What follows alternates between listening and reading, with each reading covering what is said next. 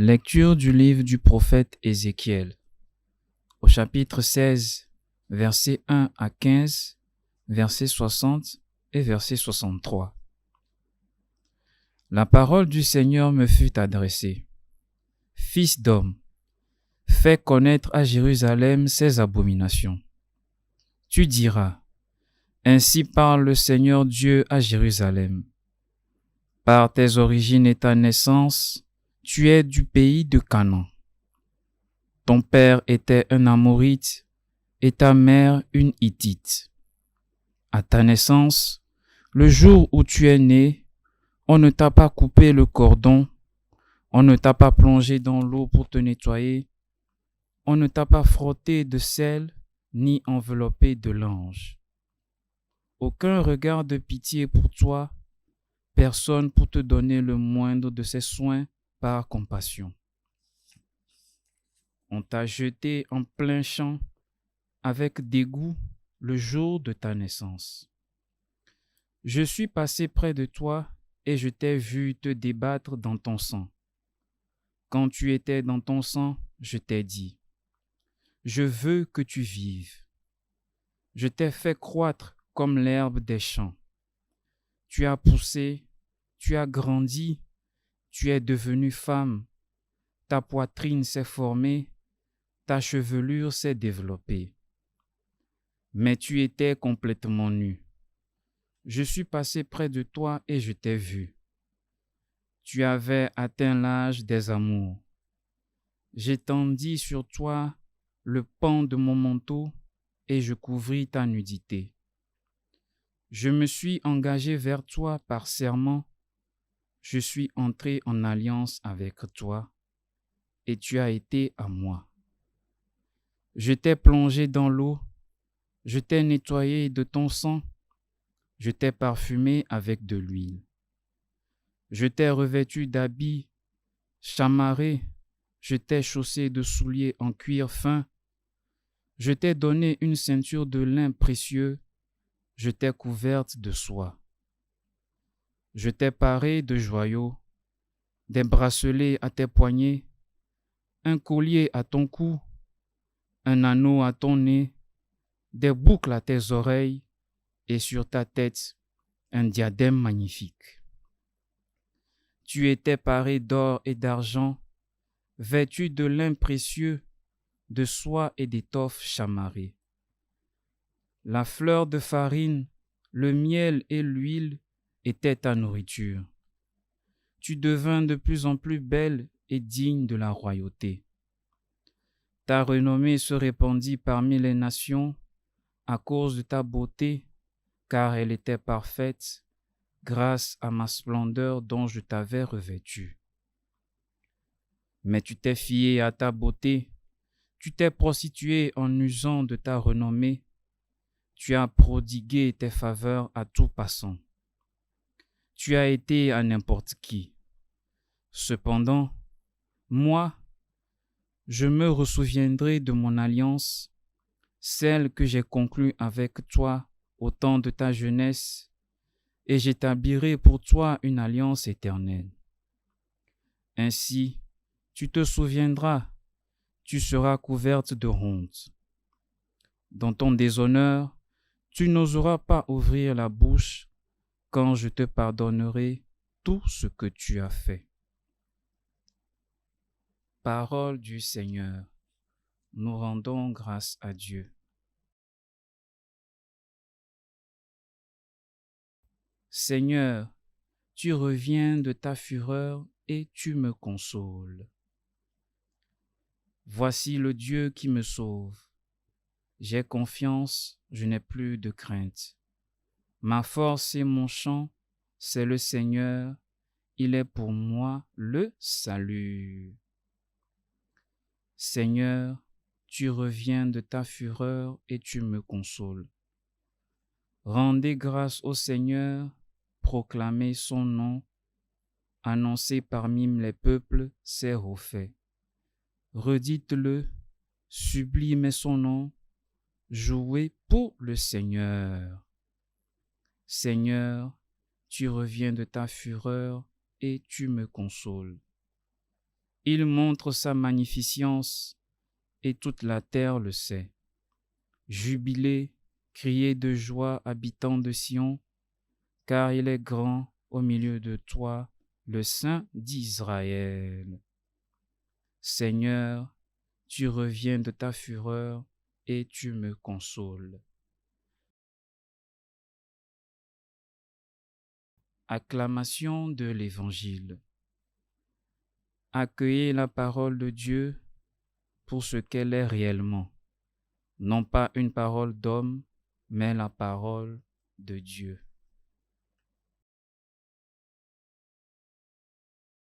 Évangile de Jésus-Christ selon saint Matthieu. En ce temps-là, des pharisiens s'approchèrent de Jésus pour le mettre à l'épreuve. Ils lui demandèrent, « Est-il permis à un homme de renvoyer sa femme pour n'importe quel motif ?» Il répondit, « N'avez-vous pas lu ceci? Dès le commencement, le Créateur le fit homme et femme et dit, « À cause de cela, l'homme quittera son père et sa mère, il s'attachera à sa femme, et tous deux deviendront une seule chair. Ainsi, ils ne seront plus deux, mais une seule chair. Donc, ce que Dieu a uni, que l'homme ne le sépare pas. » Les pharisiens lui répliquèrent, « Pourquoi donc Moïse a-t-il prescrit la remise d'un acte de divorce avant la réputation? » Jésus leur répond, « C'est en raison de la dureté de votre cœur que Moïse vous a permis de renvoyer vos femmes. Mais au commencement, il n'en était pas ainsi.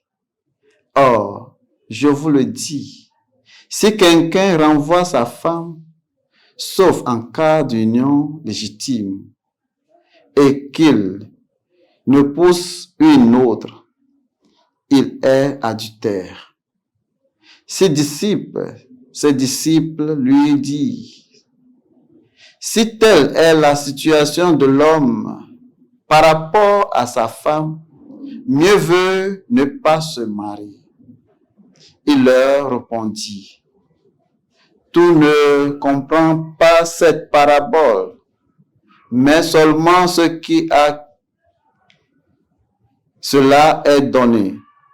Il y a des gens qui ne se marient pas, car de naissance, ils se sont incapables.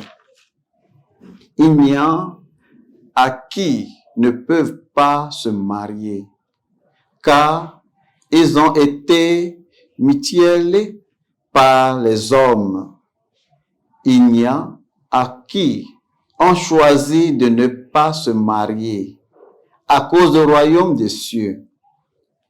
Celui qui peut comprendre, qui comprenne. » Acclamons la parole de Dieu.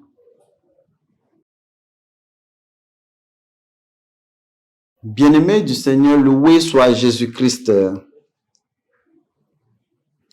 Même au début de la création, le mariage est déjà considéré comme un sacrement béni et une union entre homme et une femme. Dans le cadre de cet accord, il est de la responsabilité du mari et de la femme de faire fonctionner leur mariage et de rester avec l'autre jusqu'à la mort les sépare. Jésus a résolu le problème en excluant le divorce et en mettant les hommes et les femmes sur le même plan. Un homme ne pouvait plus choisir de divorcer sa femme sauf pour manque de chasteté.